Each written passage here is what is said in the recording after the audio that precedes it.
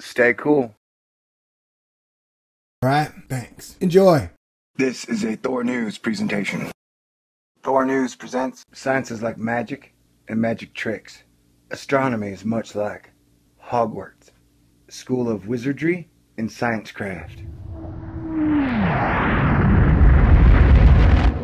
97% of American scientists agree a meteorite did not impact Nicaragua over the weekend. As for the meteorite being associated with asteroid 2014 RC, astronomers from NASA's Near-Earth Object Observations Program told the Associated Press that the two events were not linked. 2014 RC flyby happened 13 hours after the Nicaraguan event. So the only two pieces of evidence that hint it was a meteorite impact is that there's a crater and there was a loud boom. Coincidentally, these two pieces of evidence are also associated with, you guessed it, bombs. Cook pointed out that a more likely explanation is that it was someone out blowing things up. You know, kids playing with the equivalent of 1 ton of TNT. Yeah, okay. Okay, buddy. You know what I'm saying? Okay. So the idea that like some people were out playing with 1 ton of TNT. 1 ton of TNT. Right? That's what, yeah. People were out playing with 1 ton of TNT. Though I have to commend science's solidarity. Whereas if one guy says, hey, we didn't make a mistake again, like with the Russian meteor, because that was a totally different meteor that we did not see. It came from out of the sun, or underneath the sun, or went through an over-the-shoulder boulder holder part of the sun. That's why we didn't see it. And now this one, totally unrelated. Either they don't know, they don't show, or they don't care about what's going on in the celestial neighborhood. Did you know red giants are everywhere? I'm sorry, red dwarfs are everywhere. Red dwarf stars surround us. Okay, great. Let's get back to the asteroid. Quit crying. Phil played. There are no confirmed videos or sightings of a meteor over Nicaragua, which is why I'm having pretty serious doubts on this story. Balky, a software engineer at the Jet Propulsion Laboratory, has posted an update to the close pass by asteroid 2014 RC on NASA's Near-Earth Object website. Since the explosion in Nicaragua occurred a full 13 hours before the close passage of asteroid 2014 RC, these two events are unrelated. Balky also noted that no eyewitness accounts or imagery have come to light of the fireball flash or debris trail that is typically associated with a meteor of the size required to produce such a crater. Alright, now we're at the universe today. The Nicaragua crater. The results of a meteorite impact are not. By now you've seen the pictures. As astronomers tracked the close pass of near asteroid 2014 RC this weekend, reports came out of Nicaragua that a possible meteorite struck near the capital of Managua. Details are still sketchy, but government sources cite reports of a loud bang and ground tremor late Saturday night on September 6th. It's also curious that no still images or video of the Managua event have yet to surface. Also, I haven't seen any video from it either. The situation in Chelyabinsk in 2013 was different, of course, but video of that event showed up within an hour or two. I'd expect that after 2 days, we'd have some visual evidence from Managua by now. Alright, Phil, here's the thing. One thing I've noticed in my year and a half of having a YouTube channel is that scientists really do live in a bubble.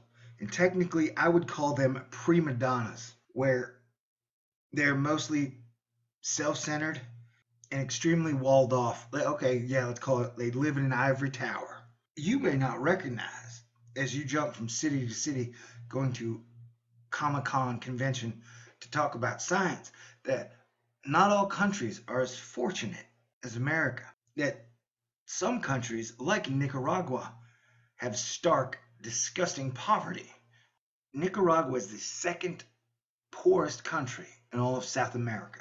Geez, I wonder why these people didn't have their iPhone 5s out. Obviously, they were all having a rave party in their shanty towns. In between, shifting through the garbage dump looking for food, they should have obviously pulled out their brand new Sony, 500 megapixel camera.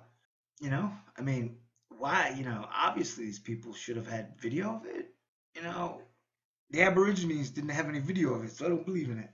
Nicaragua is freaking dirt poor. I would doubt that even 50% of the people there have electricity. You know what I'm saying?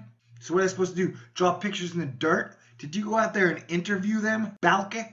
Huh? I mean, did you send a crew out there to investigate the dirt? Or what? You know? I mean, I still gotta say, it still feels like you guys are trying to cover your own ass here. I've already told you. You've got 2,000 people living in a trash dump. These are shanty towns. These are tribes people, indigenous, living on under $1 a day. Didn't any of you do your research? How come nobody brings this up? You know, like, you guys want to be all super fancy scientist boys, and nobody wants to mention? You keep talking about, like, comparing Nicaragua to America or something. Oh, yeah, nobody had iPhone photos, so obviously didn't happen. They're dirt poor. Is it as curious that for the $1 trillion we've spent on NASA over all the years, that's the best photo we get? You know how crappy that is? How can you even verify that photo? Oh yeah, it's a great photo. Do we not have an asteroid-seeking satellite since it came between the Earth and the Moon in the geosynchronous satellite range? Don't we have one up there that could have gotten a good look at it? Why don't we have a asteroid geosynchronous satellite up there floating yet? You know, I mean, for you guys to talk about images as proof or as not proof is hilarious. I mean, look at that image. That is a joke, man. Seriously. All right, now we're at NPR caused crater. Scientists doubt that meteor caused crater in Nicaragua. It's a pretty big blast to me. The biggest mystery is that no one so far has reported seeing a flash of light in the sky that would be expected to accompany such a meteor strike. Why don't you guys go interview the natives? We have to ask, was there a photo or something? And they said, we will give you a photo if you give us food. Did NASA scientists ever disagree about anything? But NASA scientists who are completely oblivious to the fact that 50% of Nicaraguans live on less than $1 a day, most don't even have electricity, they say the fact that no one reported seeing a fireball in the sky would suggest it was caused by something else. Well, NASA, why don't you send a crew down there and ask those people some questions? Maybe pass out some food, too. And so far, no meteorite fragments have been found in the crater. How do you know? Maybe they're just like NASA. Somebody found it, and they're going to report it a year later. An advisor, or he's an advisor now, to Nicaragua's Institute of Earth Studies, Wilfred Staunch, said that he was convinced it was a meteorite. But head of NASA's Meteoroid Environment Office, Bill Cook, said that for something to produce a hole in the ground that big, it would have generated a very bright fireball, and nothing was reported. Well, once again, I invite you, do your research. Managua has a population of 1.2 million people, and many residents reported hearing a loud bang, feeling a shockwave. Heard the explosion, felt the shockwave. Yeah, but we assumed it was a bunch of kids using 1 ton of TNT to detonate a turtle, thinking maybe they'd eat the turtle, not realizing that by using 1 ton of TNT, there would be nothing left of that turtle for them to eat. Poor children. We don't ask questions. Everybody knows kids like to blow stuff up. Alternative explanations. NASA's Bill Cook estimated that the crater would have been created by a blast of roughly the energy equivalent of 1 ton of TNT. So Bill Cook, is that all you're hanging your whole thing on, is footlockers and underwear? On Sunday, scientist Jose Milan had insisted that all the evidence that we've confirmed at the site corresponds exactly with a meteorite and not with any other type of event. Well, buddy, NASA knows it all, man. And they're never wrong. They are NASA. At the very least, on a microscopic scale. I haven't heard of any analysis of the soil there to look for fragments either. Well, before you or NASA came to conclusions, not saying you did, why don't you guys go there? Check it out. For a fact. I'm not saying this was not a meteorite impact, and I'm proud of you for that, Phil. I'm saying that the evidence for this that I've seen so far leaves me pretty unconvinced. Well, I think I've eviscerated your number one. I mean, are you looking at these photos, Phil? You really think these people would have video cameras or would even be up at midnight or even have cell phones? These people look like they have a cell phone bill. I mean, if they live on $1 a day, man, that's $30 a month. You know, my phone bill is $100, man. You really think if you got $30 a month, you're gonna spend it on a phone? Who are you gonna call?